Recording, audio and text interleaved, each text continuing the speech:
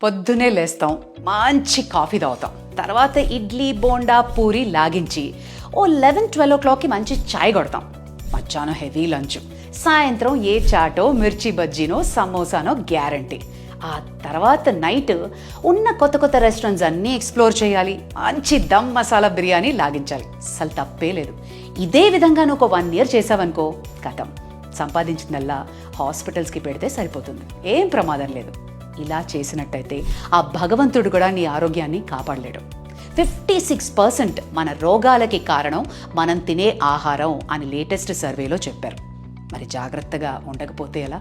భగవద్గీతలో కూడా అందుకే అంటారు, బ్రహ్మార్పణం చెప్పి ఎందుకు తింటాం? మనం తినే ఆహారం మన బాడీకి ఒక డివైన్ ఫుడ్లా ఉండాలి, మన సోల్ని, మన స్పిరిట్ని ఎన్హాన్స్ చేసే విధంగా ఉండాలి. అంతేగాని ఇష్టం వచ్చినట్టు ఏది పడితే అది తినేసామనుకో, కడుపులో చిల్లులు పడుతున్నాయి. Liquid nitrogen